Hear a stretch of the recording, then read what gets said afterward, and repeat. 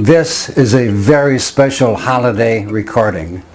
We usually think of Halloween as a time for fun. For example, as an elementary school principal for 7 years, each Halloween, 750 youngsters in kindergarten through 6th grade, dressed in costumes and masks, followed me around the playground as I played my Great Highland Bagpipes. It was always a joyous occasion and lots of fun.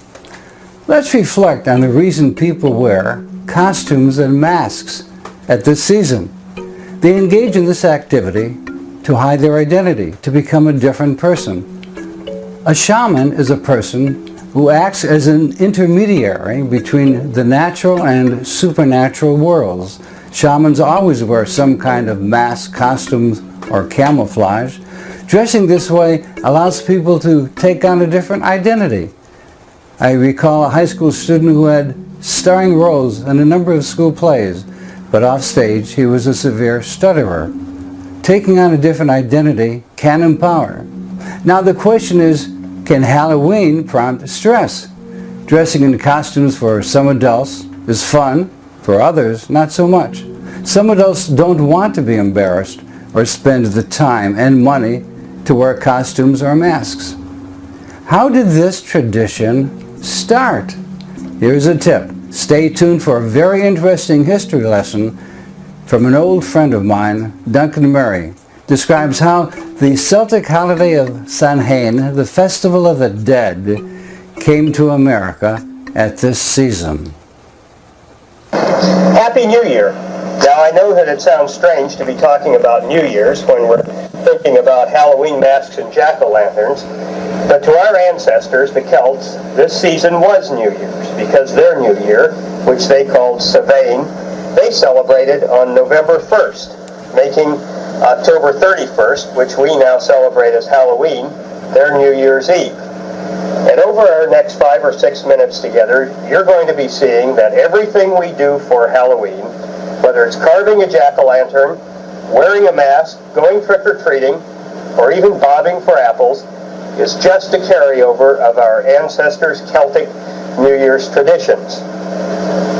Now, Samhain, their New Year, and that literally means the end of summer or the gathering time, was really a collection of rites and rituals of fertility, which were meant to ensure that the earth was renewed next year and the life in it came back, that the earth was green and that the barley and oats came up and the sheep had their lambs and the tribe would survive for another year.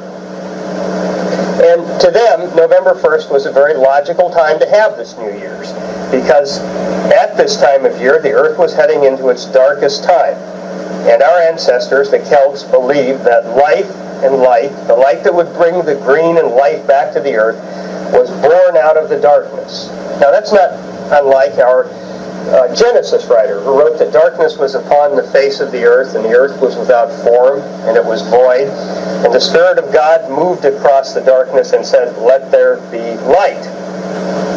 And you see, November 1st, their New Year's, is just about halfway between the autumnal equinox, which is the time when light and dark are evenly divided in the earth, and the winter solstice, when earth is at its darkest.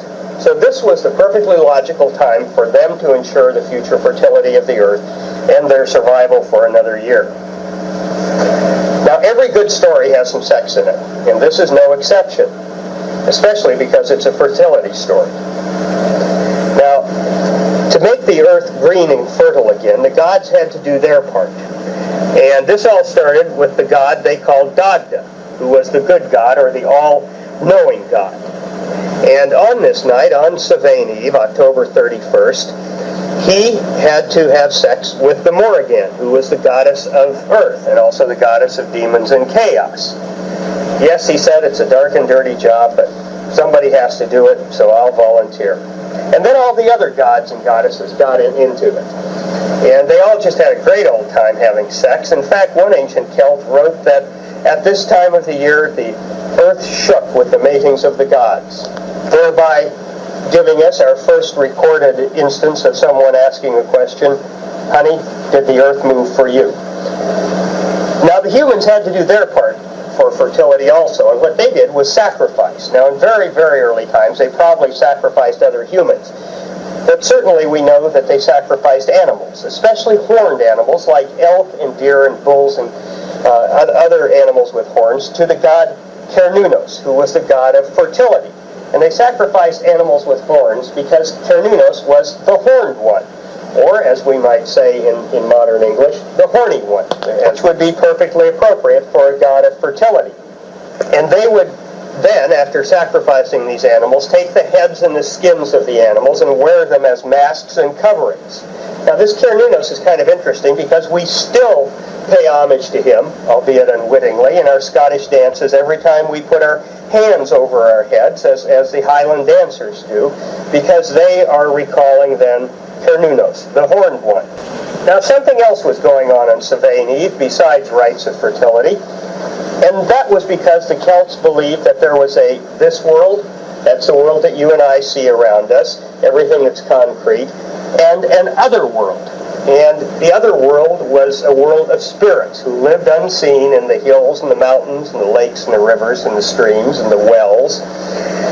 And these two worlds were parallel to each other. They existed side by side, but they were separated by a veil. And the veil, which of course was not a literal veil, was only torn once a year. And as you might imagine, that was on Samhain Eve, because Samhain Eve, October 31st, was the time between. It was the time between lightness and darkness, the time that was neither this year nor last year nor next year. Now when this veil was torn, the spirits of the other world could come into this world. So they were all around you. It must have been a pretty frightening thing to our ancestors to know that all these spirits were there and they couldn't see them. Now the good spirits were no problem. For them, the Celts would leave their windows and doors open on Samhain Eve, and they would put out some food for the good spirits to eat. But it was the evil ones that were a real worry to them. And the first thing that they would do to protect themselves against these evil spirits was to carve a jack-o'-lantern into a gourd or a squash or a turnip and leave it by their front door to turn away these spirits. But then they started asking themselves, what if the spirits recognize me? Then they could follow me home and stay with me. They might even follow me around all year. Well, to keep the spirits from recognizing them, what they would do would be to disguise themselves by wearing masks on Samhain Eve. And over time, this custom of wearing masks became a custom of the children, who would dress up as spirits and go from house to scare people and ask for a payoff in the form of a treat, a little bit of food.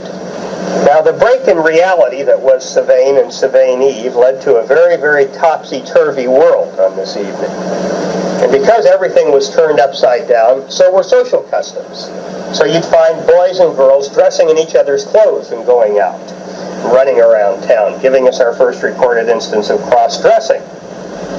And then what they would do, because the social conventions were turned upside down, was go out and play tricks on their elders or their societal betters.